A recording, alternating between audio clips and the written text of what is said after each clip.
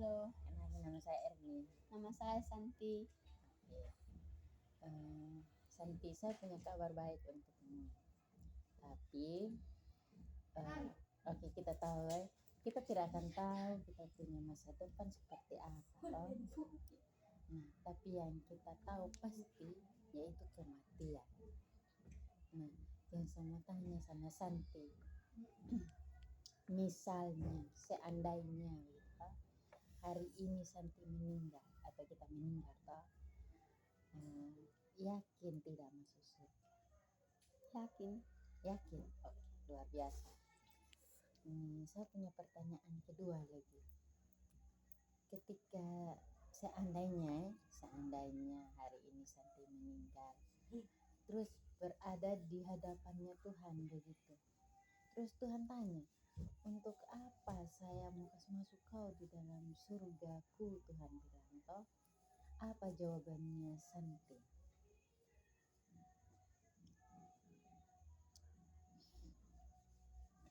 Jawab aja apa yang ada di punya hati, yang punya pikiran. Untuk ingin tahu di dalam surga. Untuk mau tahu seperti apa surga itu. Oke. Saya mau tanya lagi, perlu tidak kita berbuat baik untuk masuk surga? Perlu. Oke, bagus. Sesungguhnya kehidupan kekal itu atau kehidupan di surga itu tidak sesulit atau serumit yang kita bayangkan. Kenapa? Karena hidup kekal adalah anugerah dari Tuhan, yaitu anugerah yang cuma-cuma dari Tuhan. Dan hidup kekal itu tidak didapat karena kita punya usaha sendiri atau karena kita mendapat upah begitu. Misalkan kalau kita mendapat hadiah dari kawan, Santi biasa dapat hadiah dari kawan, pernah kan? Tidak pernah. Tidak pernah dapat hadiah. Kalau ulang tahun tidak pernah juga dapat hadiah. Tidak pernah. Aduh, kasihan sekali Santina. Tapi tidak apa-apa. Pernah lihat tidak ini kawan dapat hadiah? Pernah. Kira-kira ini kawan kalau dapat hadiah ini dia ini perlu bayar tidak? Tidak toh. Berarti kalau kita mau bayar begitu, kalau kita kasih uang itu akan bernama. Kan hadiah kan tidak dikasih uang toh. Nah, kalau kita kasih uang itu apa dengar? Membeli. Iya, membeli. Bayar utang juga itu kasih uang, tapi itu dengan nama ini kasih kembali dia punya utang dong, kasih kembali yang dipinjam kan. Tapi ini dia ini kalau kita dikasih barang berarti kita beli toh. Maksudnya kalau kita dikasih barang terus kalau kita kasih uang itu baru namanya beli. Nah, sama juga dengan hidup kekal. Hidup kekal sebenarnya kita dapat secara gratis dari Tuhan, sama seperti kita dapat hadiah ini. Kita tidak pakai bayar uang, kita tidak pakai berbuat apapun, itu kita punya upah. Misalnya upah kan, kalau upah kan kita harus dapat uang toh, atau dapat sesuatu begitu. Kita tidak perlu itu untuk mendapatkan hidup kekal, untuk memperoleh hidup kekal itu. Nah, tapi semua manusia tidak bisa memperoleh hidup kekal itu, karena ada yang menghalangi hidup kekal itu. Untuk memperoleh hidup kekal itu ada yang menghalanginya, yaitu kita punya dosa kita manusia. Semua manusia ini pasti jatuh dalam dosa kan. Nah, kita kan dari turun Adam waktu itu kan sudah kalau kita dengar di gereja kan sudah biasa toh, kalau ini sudah kita ini dari turunannya Adam sudah jatuh dalam dosa toh. Nah, yang saya mau tanya sama Santi, apa itu dosa? Dosa itu adalah perbuatan yang tidak baik. Iya, betul sekali. Dosa adalah melanggar perintah-perintah Allah, baik dari kita punya pikiran, kita punya perkataan, dan kita punya perbuatan sendiri. Misalkan dosa pikiran itu berprasangka buruk sama orang. Misalnya kalau kita lihat kita punya tetangga ini ada pakai motor baru, kita langsung berpikir, ih pasti ini uang korupsi. Padahal itu adalah dosa, itu perbuatan dosa bagi kita. Terus ini kalau dalam perkataan apa coba? Ini berkata-kata kotor, itu juga merupakan dosa. Kalau dalam perbuatan kita, misalnya ini Mencuri. iya mencuri, bisa juga itu. Membunuh, itu juga adalah dosa. Nah, kalau kita tahu ini berbuat baik, tapi kita tidak melakukannya, itu juga dosa. Misalkan pergi beribadah, itu hal yang baik, toh. Tapi kita tidak melakukannya, itu adalah dosa. Seperti misalnya kita tahu bahwa berdoa adalah hal yang baik, toh. Kalau kita berdoa, kalau kita minta mohon perlindungan dari Tuhan misalnya. Tapi kita tahu, kita hanya tahu sebatas itu doa, tapi kita tidak melakukan, itu juga dosa. Nah, em,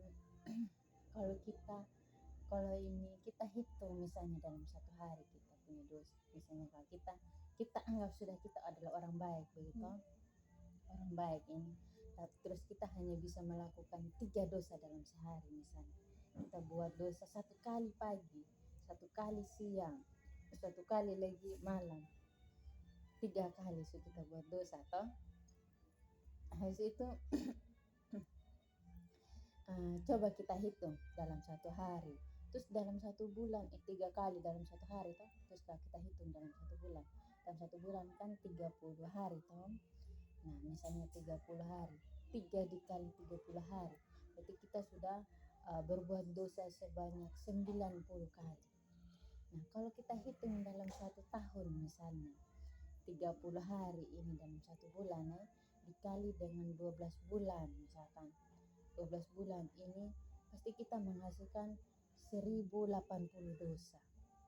Nah, anggap saja kita bulatkan dalam 1 tahun 1000 dosa toh. Anggap saja kita kasih bulat 1000 dosa. Misalnya Tuhan mau kasih umur panjang sama Santi. Santi maunya umur berapa kira-kira? Kalau Tuhan mau kasih Santi umur panjang, kira-kira mau sampai umur berapa kira-kira? Umur berapa? Umur 80 kah? 100 kah? Lebih dari 100? 90. Oke, bolehlah 90 ya. Misalnya ini Tuhan kasih kita umur 90 ya. Nah, tadi kan ini 1 tahun 1000 dosa toh. Nah, kita kali dengan 90. Berarti kita sudah dapat 90.000 dosa yang kita lakukan coba. Nah, kalau seumur hidup kita dalam 90 tahun ini kita melakukan 90.000 dosa, kira-kira kita layak tidak masuk surga? Tidak toh. Nah, berarti dengan usahanya kita manusia sendiri ya, kita tidak bisa menyelamatkan diri kita sendiri toh. Nah, tapi tuntutan Allah ini harus sempurna. Kita manusia ini harus sempurna begitu toh. Untuk bisa masuk surga berarti kita harus sempurna begitu. Terus harus sebaik apa supaya kita sempurna? Ya kan? Saya punya cerita lagi tentang kesempurnaan. Misalkan saya mau bikin kue nih, saya sudah siapkan terigu, gula, mentega, saya sudah campur semua dalam satu bokor begitu ya. Saya sudah bikin adonan. Terus saya mau taruh sudah telur ini. Misalnya ada 10 butir telur. Ya. Saya kasih pecah satu ya. Tertahunya ada 1 telur yang busuk. 1 telur yang busuk ini sudah tercampur semua di dalam adonan ini. Telur yang busuk. Nah, kira-kira kalau dia sudah masak sebentar, masih layak tidak kita makan itu telur ini? Itu kue yang 1 telur yang busuk. Tidak lah, karena sudah bau. Iya, toh sudah tercampur semua dalam satu adonan toh. Nah, berarti sama dengan kita manusia. Kita buat satu saja dosa, terus kita buat banyak sekali kebaikan toh.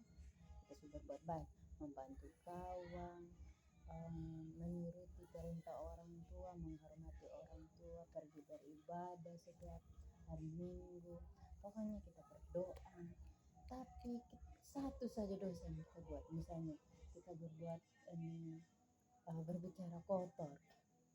Satu dosa itu mencemari semua perbuatan baik. Berarti sama halnya kita tidak layak, karena tuntutan Allah kan kita harus sempurna seperti itu ya.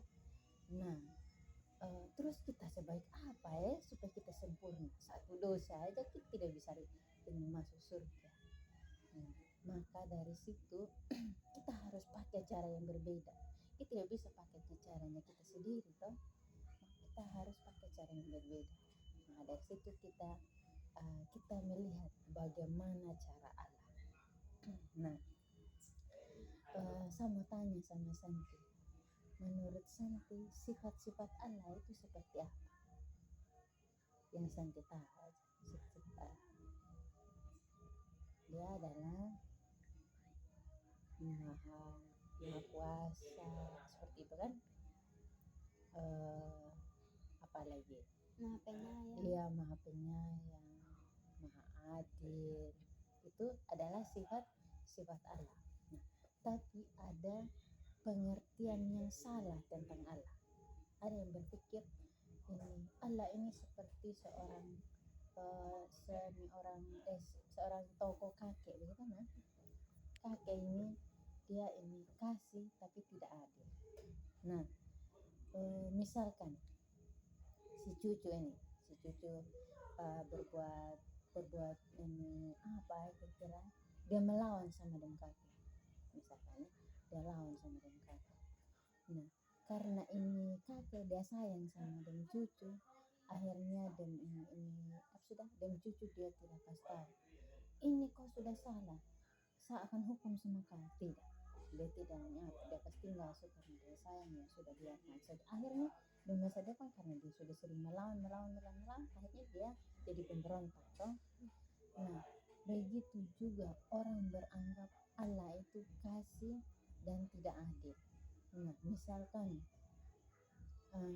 kita ini berbuat dosa saja, dosa ini kita hanya anggap saja kita ini anak-anak gaul toh, kita masa santai aja seperti itu toh, kita berpikir seperti itu. Nanti juga Tuhan akan menyayangi kita, dia akan sayang sama kita, dia kasih seperti itu, dia tidak akan hukum kita. Nah, orang beranggapan seperti itu, akhirnya setiap hari dia mau marah-marah saja, kalau dia mau berkata kotor, dia berkata kotor, saya terserah dia begitu. Karena Allah juga adalah maha penyayang, dia pikir begitu toh. Jadi dia tetap berbuat dosa. Itulah orang beranggapan salah tentang Allah. Nah, ada juga yang beranggapan salah tentang Allah. Misalkan seorang polisi, dia adil tapi tidak kasih. Nah, misalkan kita mau ada bawa motor nih, terus kita punya motor tidak ada kaca spion ini, terus ini polisi langsung tahan. Kau salah tidak ini pasang kaca spion, saya akan tahan kau punya motor. Nah, kau dihukum dengan tahan kau punya motor, gitu kan? Nah, begitu juga orang beranggapan bahwa Allah ini adil seperti seorang polisi, dia adil toh, karena saya sudah buat pelanggaran karena saya tidak pasang kaca spion toh, berarti saya akan hukuman toh dengan tahan motor toh. Orang berpikir juga Allah seperti itu. Misalnya kalau kita ini mengalami hal buruk, misalnya saya kecelakaan ini, misalnya ini maksudnya ini saya beranggapan bahwa saya kecelakaan ini karena saya punya ini karena Allah hukum saya, Allah ini lihat saya punya dosa, misalnya dari dulu saya sudah berbuat salah. Nah, orang beranggapan seperti itu. Orang berpikir bahwa ini hal-hal buruk yang terjadi di kita ini adalah keadilan dari Allah dan Allah tidak sayang sama kita, begitu. Orang beranggapan seperti itu, sebenarnya itu salah. Yang benar sebenarnya ini Allah adalah kasih sekaligus dia adil. Dua-duanya ada seharusnya. Bukan dia hanya kasih berarti tidak adil, bukan dia adil juga berarti tidak kasih, bukan begitu seharusnya. Sebenarnya Allah dia ini adalah kasih sekaligus dia juga adil. Nah, saya punya cerita tentang uh, kasih sekaligus adil. Nah, ini iya toh, kasih ini kan, tunggu saya pengertian. Kasih ini dia Allah ini kan, Allah adalah kasih toh, dan sekaligus adil. Allah ini adalah kasih. Dia mau mengampuni kita. Dosa yang kita perbuat, dia mau mengampuni kita sebagai manusia. Dia mau mengampuni kita. Dia tidak mau kita sampai berbuat dosa itu sampai masuk ke neraka, begitu. Nah, dia sayang sama kita dan dia mau mengampuni kita. Itu adalah Allah adalah kasih. Terus bagaimana dengan Allah adalah adil? Nah, saya punya cerita tentang Allah adalah adil. Misalkan seorang perampok, dia pergi merampok bank, misalnya Bank BRI toh, Bank BRI kan berarti Bank Rakyat Indonesia, berarti itu ada uang rakyat toh. Nah, misalnya dia ambil semua itu uangnya ada di bank. Terus dia terbukti sudah bahwa dia melakukan kesalahan toh. Nah, terus bawa dia ke pengadilan, pasti pengadilan, hakim tuntut dia toh. Kau sudah ini salah, misalnya kau sudah merampok bank, berarti kau harus dihukum, ya toh. Hakim bilang kau harus dihukum. Terus si perampoknya dia bilang, saya minta maaf dengan gitu, saya sudah berbuat salah, saya sudah ambil uang rakyat, saya sudah merampok dan gitu, tapi saya mau bertobat, saya tidak akan ulangi lagi. Kira-kira si hakim ini akan menghukum dia tidak dengan dia merampok uang rakyat ini sekian banyak rakyat, misalnya dalam satu kabupaten Sumba Timur dia ambil uang rakyat? Kira-kira si hakim ini tetap hukum dia tidak ya? Menurut Santi. Kalau menurut saya sih, kalau dia berbuat lagi itu baru dihukum. Tapi kalau yang sekarang dia ambilin uang rakyat, dia dihukum, tidak dihukum? Tidak. Berarti Santi terlalu berbaik hati dong. Tapi seharusnya dia harus dihukum karena dia sudah berbuat kesalahan kan? Dia sudah melakukan mengambil uang rakyat ini. Nah, berarti dia harus diadili dong, dia harus dihukum kan? Ya kan? Nah, begitu juga dengan Allah. Kalau kita berbuat dosa sama seperti si perampok bank, dia ambil uang rakyat yang begitu banyak. Nah, kalau kita punya dosa yang begitu banyak, berarti kita harus dihukum. Kita punya hukuman, misalnya hukuman dosa itu adalah maut toh. Nah, berarti kita akan hidup selama-lamanya di neraka. Itu adalah hukuman dosa. Kalau hukumannya si perampok tadi, berarti dia masuk penjara dong. Mungkin dia penjara selama-lamanya seperti dia toh. Itu adalah yang menentukan adalah hakim, yang bisa menentukan dia masuk penjara selama-lamanya atau dia berapa tahun penjara. Nah, begitu juga kita manusia, kita punya perbuatan dosa, berarti Allah akan menghukum kita. Nah, hukuman itu semua Allah yang tahu hukuman, tapi di dalam Alkitab mengatakan bahwa hukuman dosa adalah maut, berarti hidup selama-lamanya di neraka. Berarti semua adalah keputusan dari Allah. Dia akan menghukum kita selama-lamanya di neraka atas dosa kita. Itu adalah tergantung dari dilihat kita punya dosa. Nah, terus bagaimana supaya ini keadilan dan kasih ini bisa ketemu? Ya toh? Soalnya kita kan untuk masuk neraka tuh untuk masuk surga kan kita harus berarti Allah harus menunjukkan kasih dan keadilannya toh, supaya kita manusia tidak sampai masuk neraka toh. Nah, supaya bisa ketemu ini kasih dan keadilan ini bagaimana? Nah, saya punya cerita lagi antara kasih dan keadilan ini. Kan tadi hanya adil saja toh, itu tentang merampok bank toh. Nah, sekarang saya mau cerita tentang kasih dan keadilan. Nah, ada seorang jenderal, dia punya nama adalah Jenderal Sanila. ini kisah yang benar-benar nyata pada saat zaman dahulu. Kan zaman dahulu kalau orang yang berbuat kesalahan pasti dicambuk toh. Nah, ini adalah kisah Jenderal Samila. Dia adalah jenderal yang gagah perkasa, dia pintar, dia bijaksana begitu toh. Suatu saat dia dengan dia prajurit pergi berperang begitu. Pergi berperang berarti dia bawa ini senjata pasti ya. Dia bawa makanan, pakaian, berarti pokoknya beberapa perlengkapan seperti itu kan dia bawa.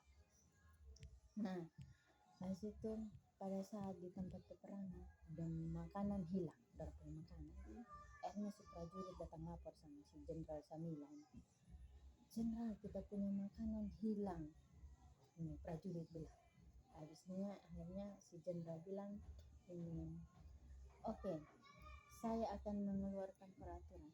Siapa yang mencuri dia akan cambuk 50 kali gitu.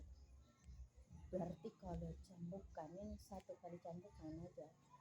Kalau kan yang di daging ini langsung keluar itu daging. Ini kan cambukan ya kan? Nah, oke. Habis itu tidak lama kemudian prajurit tangkap sama ini pencuri. Dia sedang mencuri sekaligus dia tangkap ini pencuri toh. Bawa sudah ini prajurit ini, bawa sudah ini sudah ini pencuri di hadapan ini jenderal. Jenderal, saya sudah ini kita punya makanan hilang lagi, tapi saya dapat dia punya pencuri. Dan ini prajurit bilang, oke deh. Tiba-tiba dia lihat yang pencuri adalah dia punya ibu kandung sendiri, ibu kandungnya si jenderal ini. Nah, si jenderal dilema sudah, dia dilema sudah. Mau bagaimana? Dia mau kasih keadilan bahwa dia mencuri dengan 50 cambukan, atau dia sayang sama mama, dia durhaka dan mama gara-gara dia harus kasih cambukan, dia harus dikasih hukum gitu. Dia bingung sudah, dia dilema sudah. Sekarang tinggal sama mama ini dia dihukum dengan 50 cambukan, terus saya durhaka dan saya tidak sayang sama mama, dia pikir begitu sudah. Terus supaya ini dia adil bagaimana dong? Sedangkan dia sudah melakukan pencurian, berarti harus dia diadili seharusnya. Dia bingung sudah. Akhirnya pada saat diayunkan cambukan, dia menggantikan mama.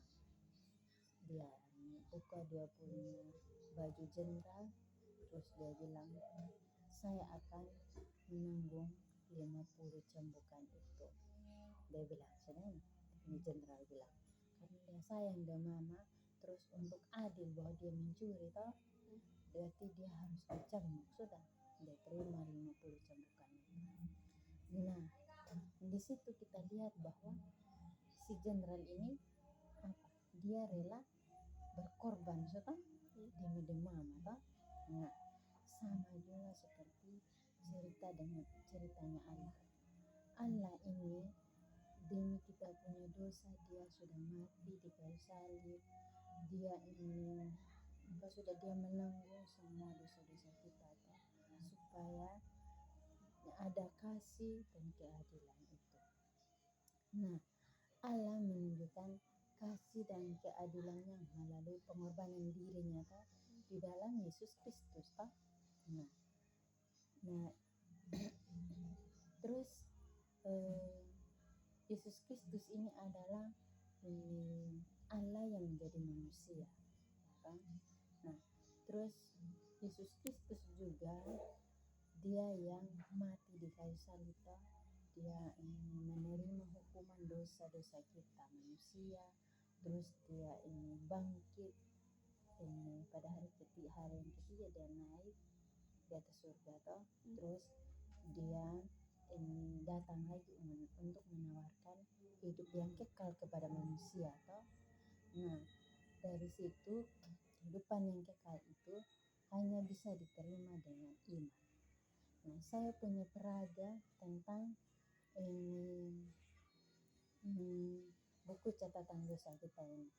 Nah, misalkan jam tangan kiri ini adalah manusia. Terus saya punya tangan kanan ini adalah Allah. Nah, Allah ini menawarkan hidup kekal sama manusia. Tapi manusia tidak bisa memperoleh hidup kekal itu karena apa tadi?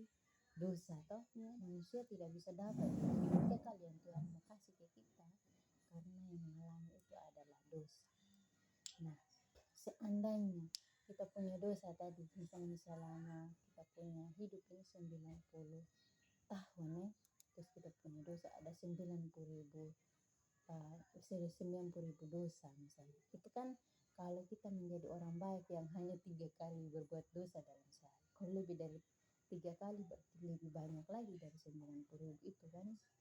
Nah, seandainya kalau dicatat dalam sebuah buku kita punya dosa, mungkin tidak akan setebal ini, setipis ini kan, tidak akan setipis inilah kita punya dosa. Pasti lebih tinggi lagi dia punya buku catatan toh kalau kita catat itu dosa 90.000 nih, apalagi kalau sampai lebih dari 90.000 kan. Nah, manusia berdosa. Terus Allah yang adalah kasih, dia tidak mau menghukum manusia. Nah, Allah juga yang adalah adil, dia benci kita punya dosa dan dia mau menghukum kita, dan dia mau menghukum manusia yang berbuat dosa. Nah, terus bagaimana supaya bisa bertemu antara kasih dengan keadilan? Ya toh?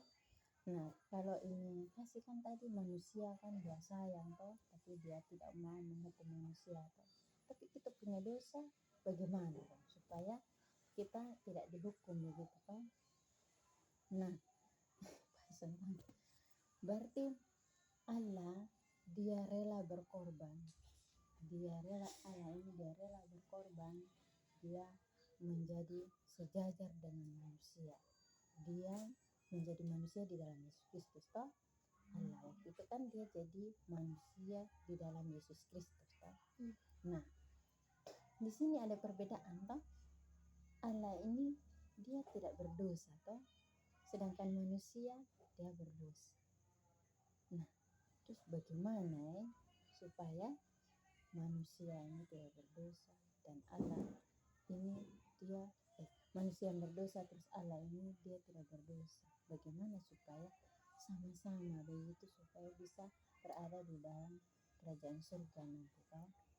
Nah, akhirnya karena dosa manusia ditimpakan kepada Tuhan Yesus toh, dosa-dosa manusia ditimpakan kepada Tuhan Yesus.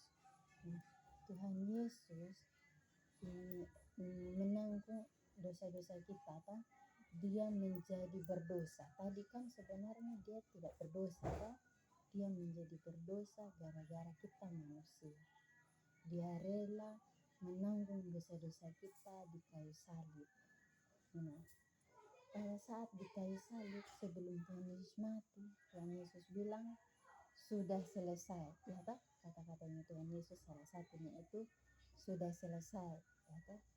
Dia punya arti kata sudah selesai itu adalah kita punya dosa ini sudah ditanggung oleh Tuhan Yesus Kristus satu kali untuk selama-lamanya. Tidak ada lagi pengorbanan. Jadi satu kali saja Tuhan tanggung kita punya dosa ini yang dari Adam sampai dengan Hawa sampai saat ini toh, itu dosa-dosanya kita toh. Ini Tuhan Yesus sudah tanggung semua dengan mati di kayu salib toh. Nah, Tuhan Yesus mati terus bangkit, pada hari yang ketiga dia naik ke surga. Terus Tuhan Yesus datang lagi, dia menawarkan hidup kekal sama manusia toh. Nah, untuk sekarang ini adalah manusia hanya bisa menerima hidup kekal yang Tuhan sudah kasih itu dengan iman. Nah, dengan iman seperti apa untuk kita bisa menerima hidup kekal itu, hidup yang di surga toh? Nah, berarti itu adalah iman yang menyelamatkan. Tapi ada juga iman yang tidak menyelamatkan. Kan iman yang menyelamatkan ini adalah iman yang membawa kita masuk ke surga toh, membawa kita memperoleh hidup yang kekal yang Tuhan sudah tawarkan sama kita toh. Nah, tapi ada iman yang tidak menyelamatkan. Iman ini ibarat sebuah kunci. Misalkan di rumah sini toh, ada pintu depan, ada pintu belakang, terus ada pintu di atas gitu toh. Nah, kalau seandainya ada kunci di sini toh, nah otomatis kalau kita kan sudah kosong di rumah toh, otomatis kalau kita pulang di rumah sih pasti kita hanya pakai kunci satu saja di depan toh. Sama juga dengan iman. Ya betul. Sama juga dengan iman. Iman yang menyelamatkan kita untuk masuk surga itu hanya satu saja kunci yang membawa kita masuk surga, yaitu iman yang menyelamatkan. Terus kunci-kunci yang lain bagaimana dong? Itu adalah bagian dari iman yang tidak menyelamatkan. Nah, iman yang tidak menyelamatkan ini seperti apa? Nah, pertama, iman yang tidak menyelamatkan adalah iman yang melompat dalam gelap. Misalkan kita pergi di suatu tempat misalnya, di suatu tempat yang tidak pernah kita injak begitu ya, tidak pernah kita pergi gitu. Tiba-tiba pada saat kita sampai di tempat itu gelap semua, tidak bisa lihat apa ini, mana sudah bisa lihat ya, gelap semua. Terus ada yang bersuara bilang, ayo lompat, dan ini tiba-tiba kita lompat, katanya di bawah jurang, berarti kita jatuh sudah. Kalau seandainya itu jurang terlalu tinggi mati sudah. Itu adalah iman yang melompat dalam gelap. Misalkan kita sudah dari lahir ini ikut di gereja, ikut saja toh. Habis itu ini kita ibadah, ibadah. Terus buat ini kegiatan seperti di gereja, ikut saja.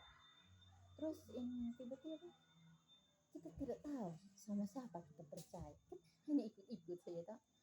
Sama mama kan dari dulu sudah gereja bersih sama mama aja deh, begitu aja. Atau kawan banyak di gereja, saya ikut aja deh, begitu kan. Sebenarnya itu kita mau percaya sama siapa, kita hanya ikut-ikut saja di gereja, tapi kita percaya sama siapa, untuk apa kita ikut ke gereja, kita tidak tahu apa-apa. Nah, seperti itulah iman yang melompat dalam gelap. Kita tidak tahu apa-apa, orang bilang lompat, kita lompat saja. Itu sebenarnya iman tidak menyelamatkan buat kita. Yang kedua, iman yang tidak menyelamatkan adalah iman yang pakai kita punya akal saja. Iman yang pakai kita punya akal saja itu kita tahu Tuhan Yesus toh. Kita tahu Tuhan Yesus, kita pergi beribadah, kita setuju bahwa Tuhan Yesus ini dia sudah mati di kayu salib, dia menanggung kita punya dosa, kita pasti setuju sudah itu kan, karena kita sudah ingat terus setiap ke gereja, kita tahu semua tentang Tuhan Yesus kan? Tapi kita masih andalkan kita punya perbuatan baik untuk untuk punya iman begitu, untuk bisa masuk surga begitu, untuk menerima hidup kekal. Kita masih mengandalkan perbuatan baik. Kalau saya berbuat baik berarti Tuhan kasih saya kasih saya kehidupan kekal. Atau kalau saya berbuat baik orang berbuat baik juga dengan saya, biasa andalin kita begitu kan. Tapi harus sebaik apa supaya kita ini bisa masuk surga, supaya kita bisa punya iman yang benar-benar begitu kan. Tiba-tiba aja nanti kita langsung buat dosa baik, sama saja toh. Nah, itu dia bernama kita hanya menggunakan kita punya akal saja. Terus ada yang ketiga namanya iman untuk hal-hal yang sementara saja. Misalkan saya pengen punya uang, kita berdoa sungguh-sungguh sama Tuhan Yesus, saya pengen punya uang, Tuhan Yesus kasih saya uang. Tiba-tiba ada mama atau ada saudara, ada kawan kasih kita uang. Nah, setelah dapat uang tinggal kita berdoa lagi sama Tuhan kan. Nah, padahal itu uang itu hanya untuk kita di dunia saja, bukan untuk bawa kita di surga, hanya untuk memenuhi kita punya kebutuhan yang ada di dunia saja kan, bukan untuk bawa kita di surga. Itulah iman yang hanya untuk hal-hal sementara. Atau misalnya Tuhan Yesus saya pengen punya motor, Tuhan Yesus saya punya cita-cita seperti ini, Tuhan Yesus saya pengen sehat, Tuhan Yesus, itu toh. Itu sebenarnya hanya untuk hal sementara. Tubuh kita juga ada di dunia ini saja toh. Memang perlu untuk supaya kita umur panjang, supaya kita sehat terus, supaya kita kuat terus, kita butuh gizi atau makanan yang sehat. Tapi itu untuk sementara yang ada di dunia ini. Nah, terus bagaimana dengan iman yang menyelamatkan kita untuk masuk surga? Iman yang menyelamatkan kita adalah mengenal Tuhan Yesus dulu seperti apa. Kita kenal Tuhan Yesus tidak. Terus mengandalkan Tuhan Yesus dalam hidup kita. Hanya Tuhan Yesus saja yang kita andalkan. Dia adalah Tuhan dan Juru Selamat yang memberikan kita hidup yang kekal. Nah, terus apa perbedaan antara mengenal dan tahu? Ada perbedaan antara mengenal dan tahu. Tahu misalnya kita ini misalnya Pak Jokowi misalnya Pak Jokowi ini kita tahu ini Pak Jokowi dari sosial media, dari HP itu kita tahu dia adalah presiden, kita tahu sering tentang dia tapi kita kenal dia tidak, kita bisa ini untuk berjabat tangan tidak toh. Terus untuk ini kita tahu dia punya cara makan setiap hari seperti apa tidak toh. Berarti kita belum kenal dia, kita hanya cukup tahu dia adalah presiden. Nah, terus bagaimana yang dikatakan mengenal dan mengandalkan Tuhan Yesus ini seperti apa? Nah, saya punya cerita nih. Ada 3 macam cerita tentang iman yang menyelamatkan kita, yaitu mengenal dan mengandalkan Tuhan Yesus sebagai Tuhan dan Juru Selamat kita untuk memperoleh hidup yang kekal. Cerita yang pertama adalah kisah seseorang pemain akrobat. Dia punya nama adalah Blondin. Nah, dia ini mau melakukan pertunjukan. Nah, pertunjukannya dia adalah di sebuah, ini kisahnya nyata dia, di sebuah sungai. Dia ada sungai yang dinamakan sungai yang Sungai Niagara dengan nama. Ini sungai yang pertemuan antara negara dengan negara. Kan beda toh, pertemuan antara kabupaten dengan kabupaten beda toh. Kalau negara dengan negara berarti besar toh. Negara dengan negara dia sungai Niagara ini adalah sungai pertemuan antara Amerika Serikat dengan Kanada. Nah, suatu saat dia buat pertunjukan, ada penonton banyak, penonton yang di Amerika Serikat, ada penonton yang di Kanada, banyak sekali penonton. Nah, ini sebelum dia ini melakukan pertunjukan, Blondin bertanya, percaya tidak kalau saya ini menyeberangi sungai Niagara ini dari Amerika Serikat ke Kanada. Terus ini orang-orang bilang tanya penonton ini, iya saya percaya. Penonton bilang berarti dah percaya toh kalau si ini Blondin ini bisa menyeberangi sungai itu toh. Tapi yang dia menyeberangi ini dia hanya pakai tali baja. Tahu tali baja yang kayak yang orang bikin besi itu besi yang kecil anak itu.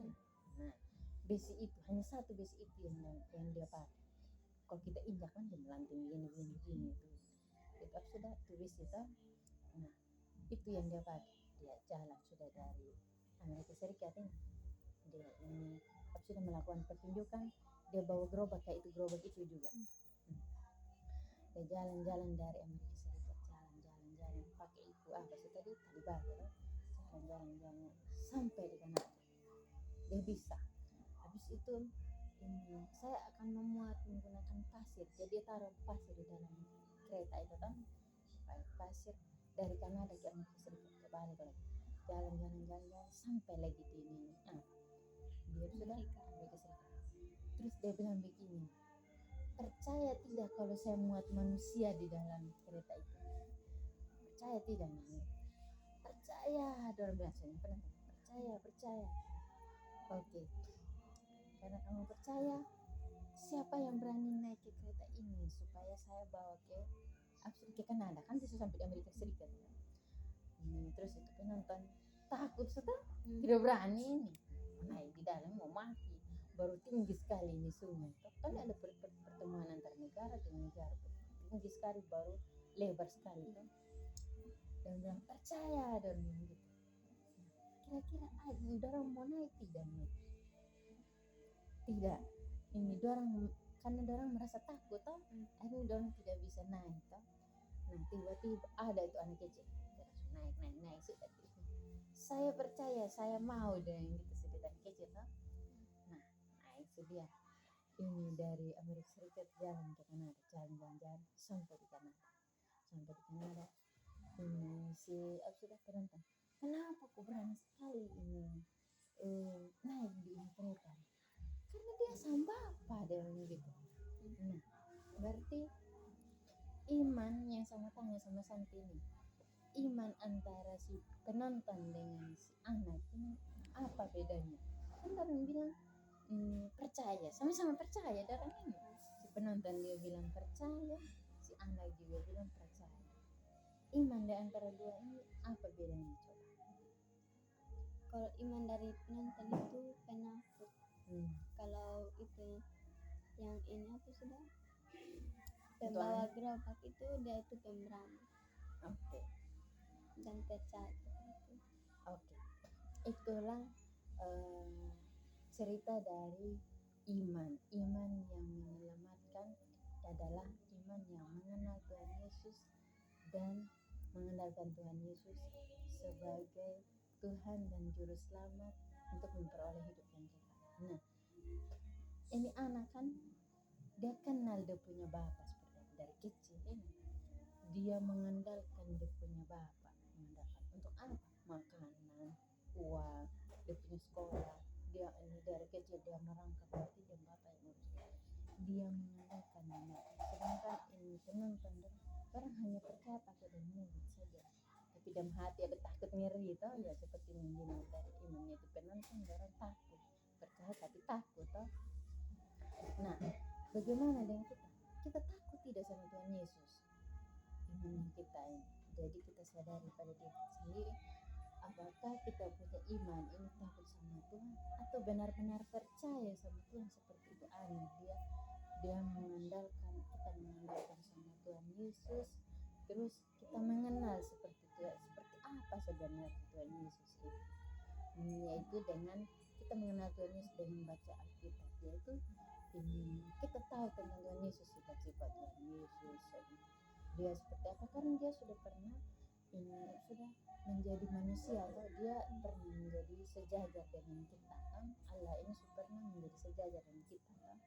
Nah artinya Tuhan Yesus mau menunjukkan sifat-sifat Allah ini seperti apa supaya manusia juga berbuat demikian, supaya manusia tahu bagaimana cara hidup yang benar supaya nanti bisa masuk ke surga, jangan sampai berbuat dosa dan masuk neraka lagi kan. Seperti itulah cerita tentang iman yang mengenal dan mengandalkan Tuhan Yesus saja dari si bapa dan anak dari si blondin tadi toh. Nah, yang kedua ada lagi satu cerita tentang iman yang menyelamatkan ini, yaitu tentang dia punya judul adalah kapal. Nah, ada seorang nelayan suatu saat dia pergi berlayar begitu untuk dia bawa ini apa sudah pukat begitu. Kita kan orang semua bilang jering kok apa. Nah pergi sudah ini dia sudah dipasang pukat, tiba-tiba di tengah laut dia dihadang sama ombak, kan pakai perahu toh, dia dihadang sama ombak, dia punya perahu pizza berbentuk ini. Nah berarti untuk dia selamat ini orang ini nelayan, berarti dia hanya bisa mengandalkan itu sudah kayu-kayu perahu toh, kayu-kayu perahu yang ada yang tersisa itu. Dia menggunakan itu karena jadi dia hanya bisa berenang menggunakan kayu-kayu perahu itu. Dia berenang, tiba-tiba ada sebuah kapal ini datang sudah lewat kan. Itu kapten bilang ayo naik, tarik sudah itu nelayan toh naik sudah, seperti kalau dia naik apa yang dia ketiga kalau dia naik di itu kapal apa yang dia ketiga itu pecahan perahu tadi ya, ini dia pakai itu Di atas tinggal itu pecahan perahu yang dia ini pakai tadi untuk berenang.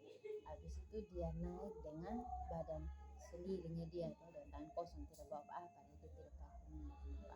Jadi dia hanya naik dengan diri sendiri sudah, berarti dia selamatkan diri sendiri. Nah, sama juga dengan imannya kita.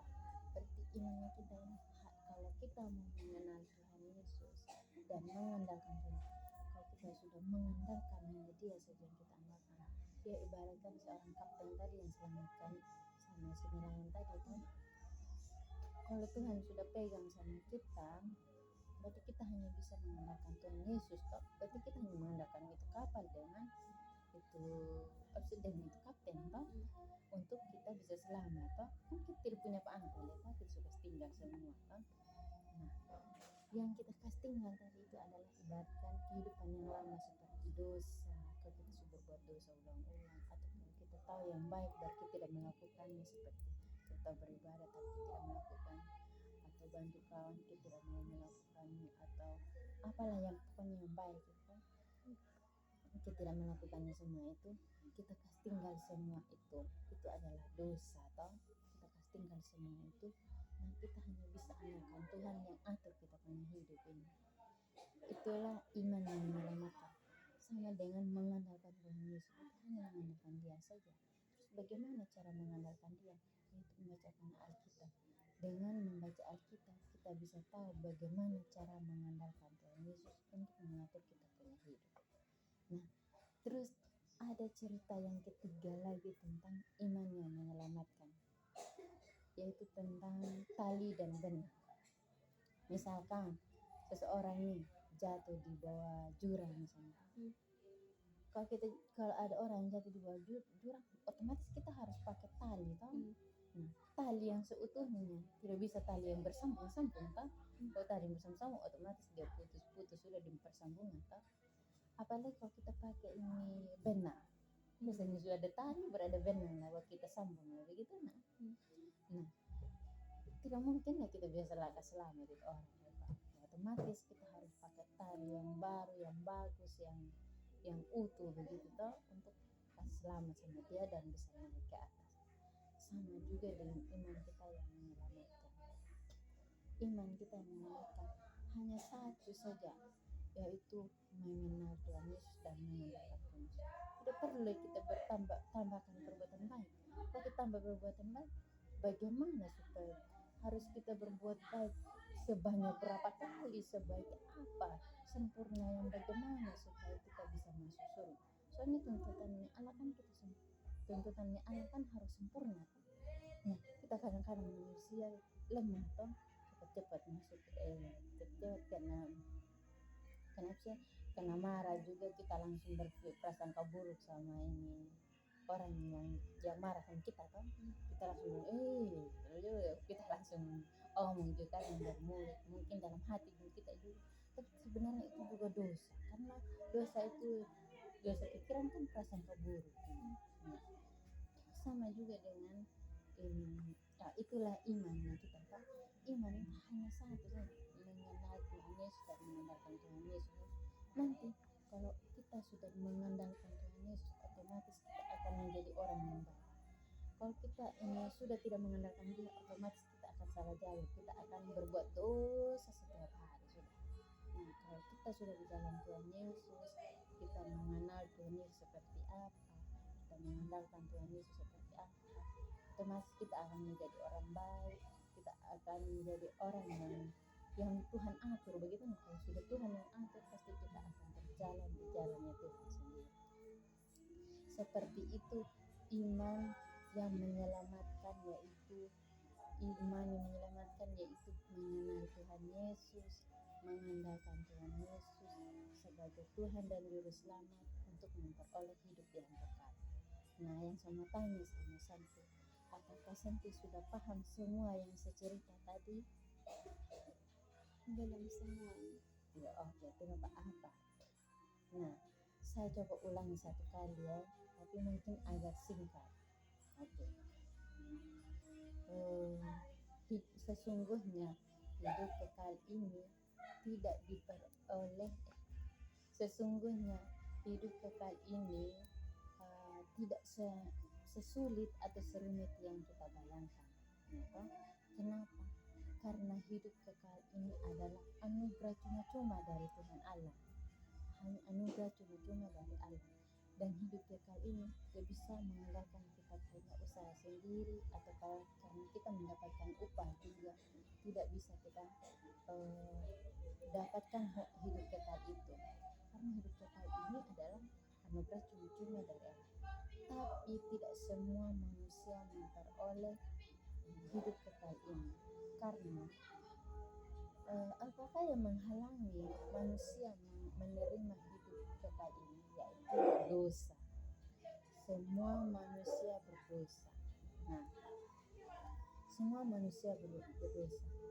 Dan tidak mungkin manusia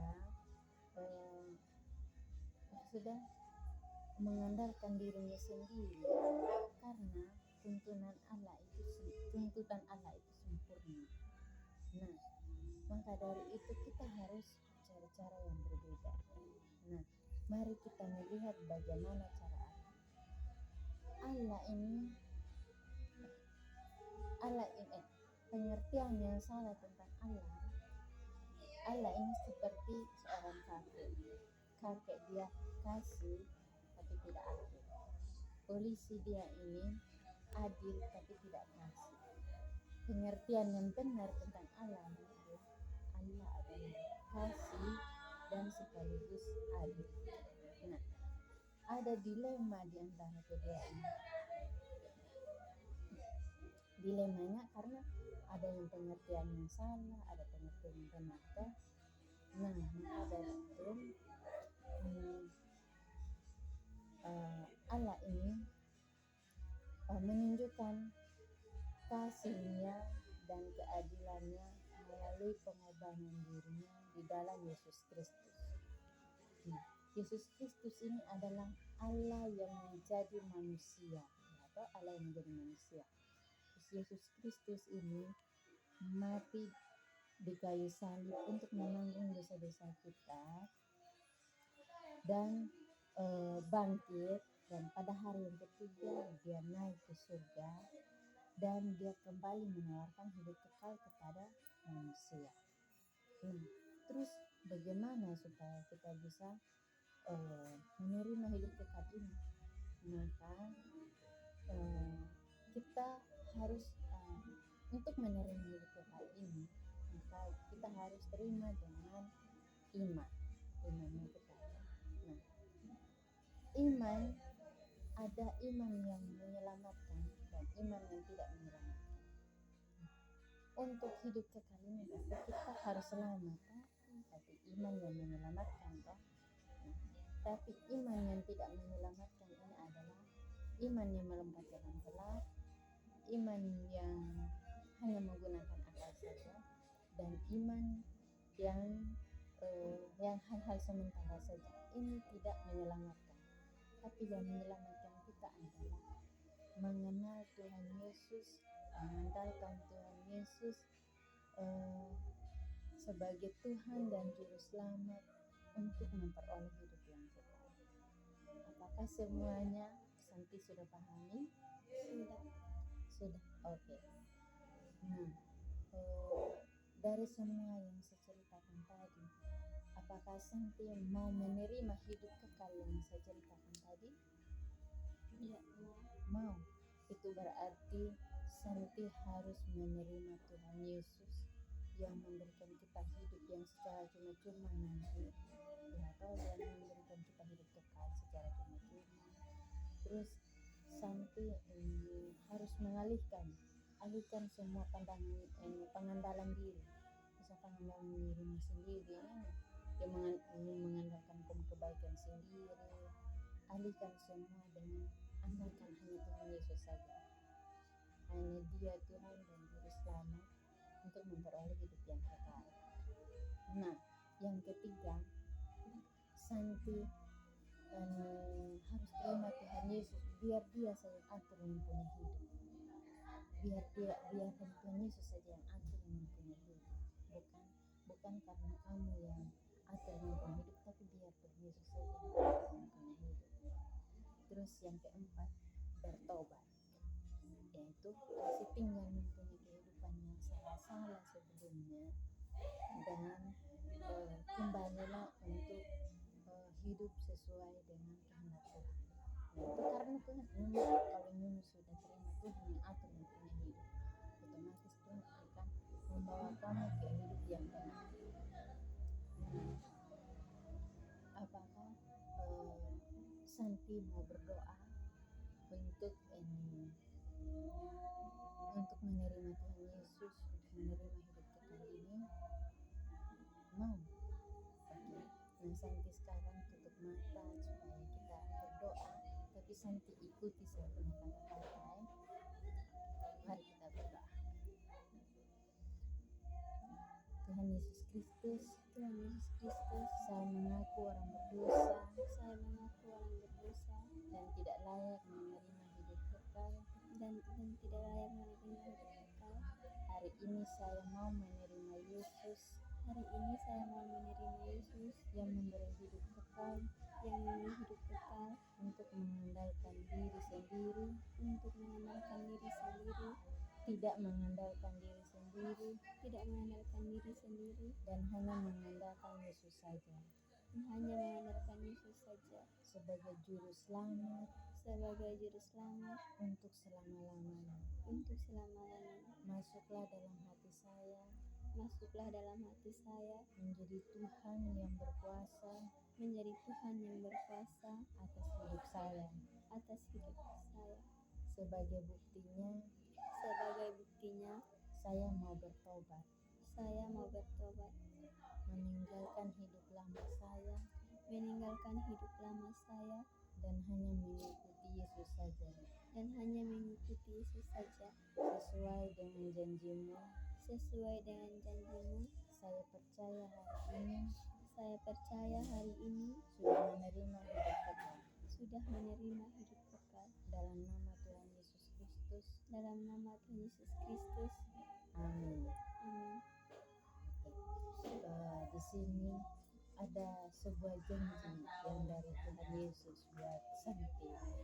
Ada di Yohanes 6 ayat 47. Nah, kita baca sama-sama ya. Aku berkata kepadamu, Sesungguhnya barang siapa percaya, ia mempunyai hidup yang kekal. Nah, artinya ini kan Tuhan Yesus yang berkata sendiri. Nah, sesungguhnya dia bilang, bukan seandainya, sesungguhnya. Barang siapa percaya, artinya siapa yang percaya, ia mempunyai hidup yang kekal. Kalau sudah percaya sama Tuhan Yesus, berarti dia akan memperoleh hidup yang kekal. Ini adalah janji yang pasti ditepati oleh Tuhan Yesus Kristus. Nah, terus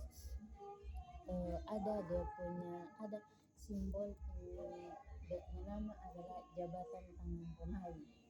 Nah, misalnya ini adalah tangan Tuhan Yesus kan, dan Santi adalah tangan manusia misalnya. Nah, Tuhan Yesus punya jaminan keselamatan untuk selama-lamanya.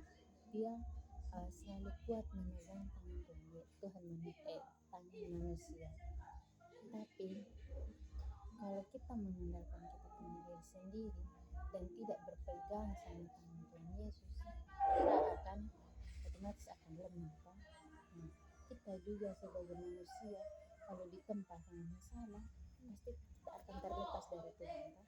Tapi Tuhan tetap pegang terus kita punya tangan. Sebagai manusia yang rapuh, sebagai manusia yang lemah, pasti kita akan gampang goyah. Itu otomatis kan?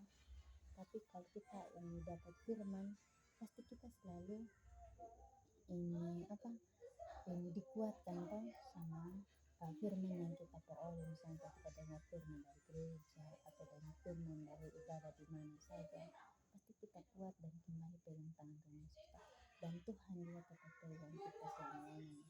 Nah, seberapa kuatnya kita bisa berpegangan sama Tuhan, itu kembali pada diri sendiri. Kalau kita kuat berpegangan terus sama Tuhan, otomatis Tuhan juga akan kuat berpegang terus sama kita manusia yang lemah. Itu adalah janji keselamatan dari Tuhan. Di sini lagi ada janjinya Tuhan, lagi ada satu ayat. Dia dari Yohanes 10 ayat 28. Nanti kita baca sama-sama. Aku memberikan hidup yang kekal kepada mereka, dan mereka pasti tidak akan binasa sampai selama-lamanya, dan seorang pun tidak akan merebut mereka dari tanganku. Artinya ini aku berarti Tuhan Yesus memberikan hidup yang kekal kepada mereka, dan mereka artinya kepada kita manusia. Tuhan Yesus memberikan hidup yang kekal kepada kita manusia, dan ini pasti tidak akan binasa. Artinya kita manusia tidak akan binasa. Kan hukuman dosa adalah maut. Kan kita binasa dari Tuhan, kita akan masuk neraka kan. Tapi Tuhan bilang kalau ini aku memberikan hidup yang kekal kepada mereka, dan mereka pasti tidak akan binasa. Bagi siapa yang percaya pasti ini kita tidak akan binasa. Dia bilang pasti, berarti bukan main-main, berarti bukan seandainya atau misalkan dia bilang contohnya dia bilang pasti, dia bilang dia tidak akan binasa sampai selama-lamanya. Otomatis kalau kita percaya Tuhan berarti kita hidup di surga selama-lamanya, atau kita memperoleh hidup kekal selama-lamanya. Dan seorang pun tidak akan merebut mereka dari tanganku. Dan seorang pun artinya misalkan seorang iblis, dia tidak akan bisa merebut kita dari tangan Tuhan kalau kita benar-benar berada di dalam tangan Tuhan. Kalau kita benar-benar hidup karena kita benar-benar mengandalkan Tuhan Yesus Kristus. Seperti itu yang saya mau ceritakan sama Santi. Saya mau ada pertanyaan lagi. Ini adalah pertanyaan pertama yang tadi. Saya mau pastikan sama Santi begitu. Pertanyaan pertama yang tadi, yang pertama kali saya mau bertanya sama Santi, yaitu seandainya kita meninggal hari ini, apakah Santi yakin bisa masuk surga? Belum yakin. Kenapa?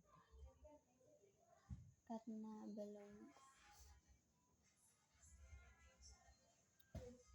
belum hidup dalam iman. Belum hidup dalam iman.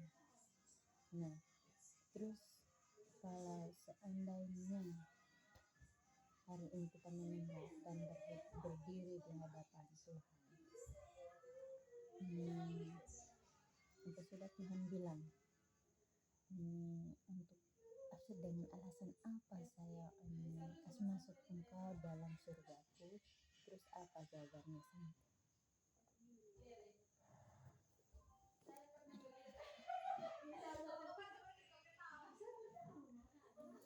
Coba ulang. Bisa ulang dari pertama saja. Ini pertanyaan yang pertama tadi yang saya tanyakan. Seandainya kita meninggal hari ini, Santi yakin tidak masuk surga? Belum yakin. Tapi tadi pertama bilang yakin. Apa yang membuatmu tidak yakin lagi di akhir? Alasannya apa? Apakah yang saya ceritakan ada yang salah?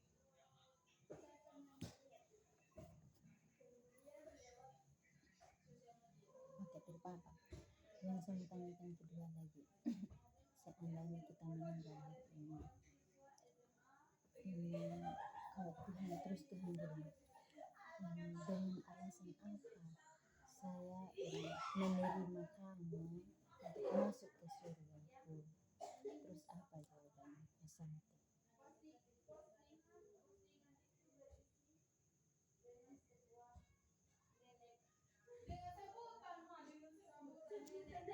Tidak tahu atau bagaimana, atau blank kita?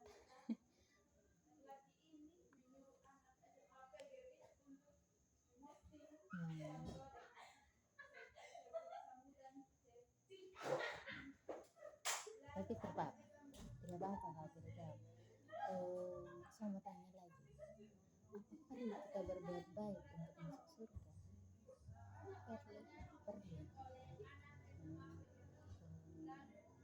Dari penjelasan yang saya jelaskan tadi ya, sebenarnya kalau kita yakin masuk surga, cukup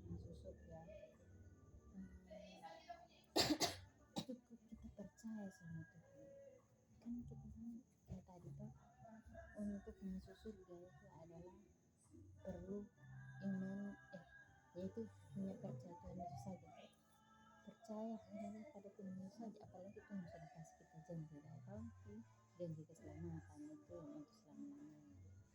Berarti kita hanya percaya Tuhan Yesus saja, toh. Terus apa sudah, yaitu mengenal Tuhan Yesus, yaitu dengan kita punya iman yang menyelamatkan, yaitu mengenal Tuhan Yesus, sudah mengandalkan Tuhan Yesus. Nah, ketika kita berada di dalam Tuhan, otomatis perbuatan kita akan menjadi orang yang berbuat baik selamanya. Tapi kalau kita berada di luar Tuhan, otomatis kita punya perbuatan di luar dari Tuhan. Karena Tuhan inilah kasih dan adil, toh. Karena Dia kasih, jadi Dia tidak mau menghukum kita manusia. Karena Dia adil, Dia menanggung kita punya dosa, toh, di kayu salib. Karena Dia tidak suka kita manusia sudah berbuat dosa, toh. Dia tidak suka manusia yang berbuat dosa.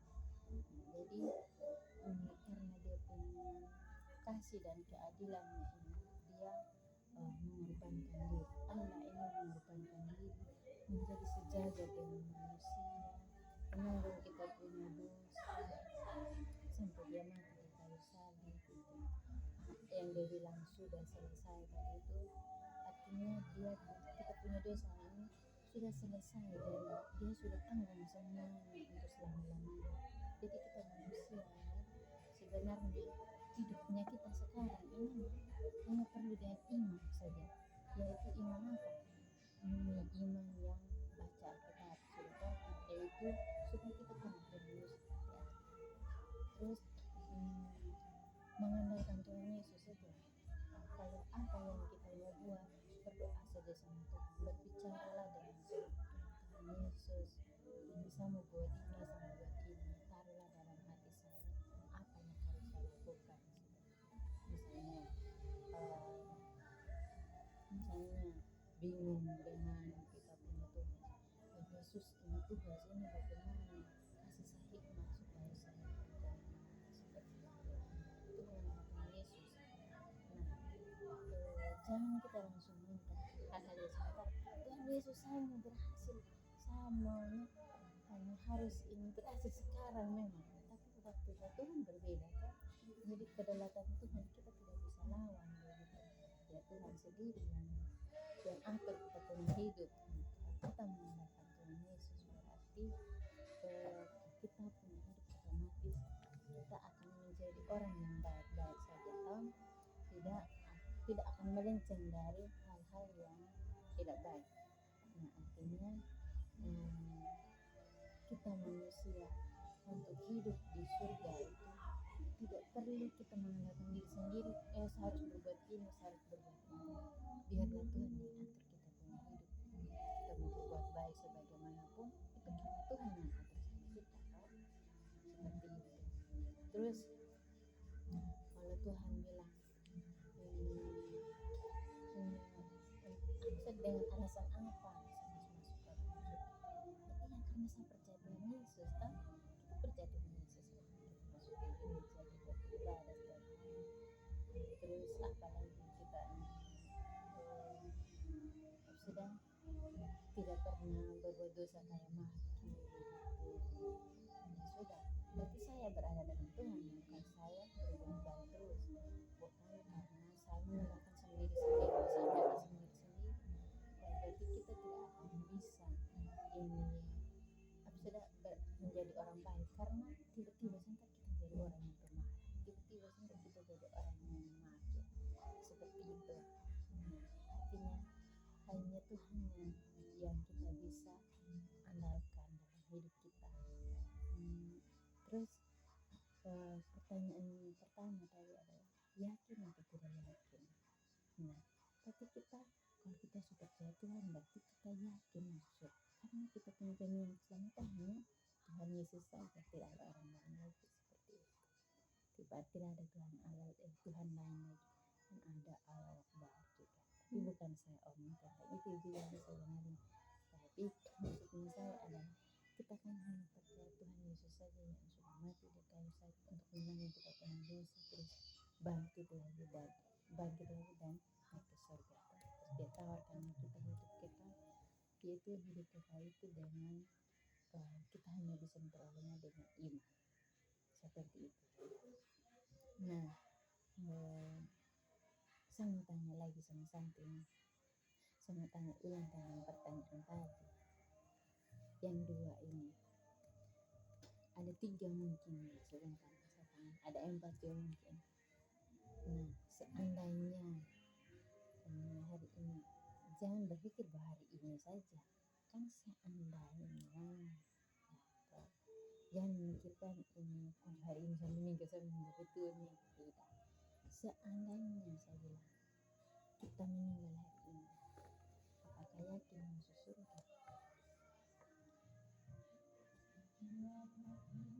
Tidak bisa jawab juga. Oke, terima apa? Saya tanya yang kedua, kan? Seandainya terus berdiri di hadapan Tuhan ini, terus Tuhan bilang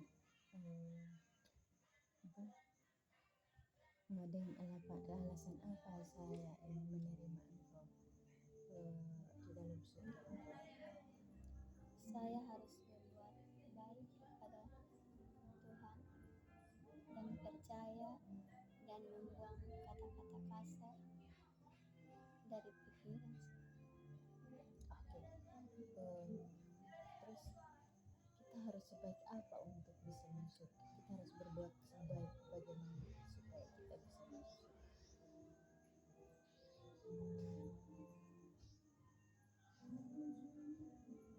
Perlu kita berbuat baik? Perlu. Sebaik apa?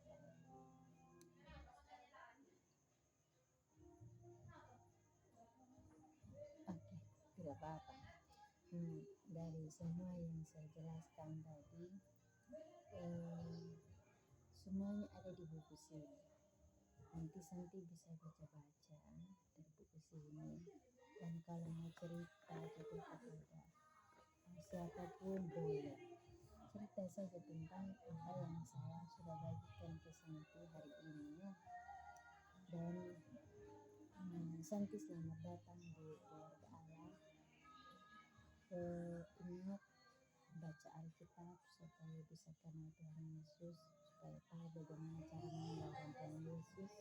Terus ingat berdoa, kalau ada persekutuan, ingat ikut karena gereja, ikut ibadah, supaya menambah pengetahuan kita tentang seperti apa Tuhan Allah kita, terus seperti apa kita mengenalkan Tuhan Yesus.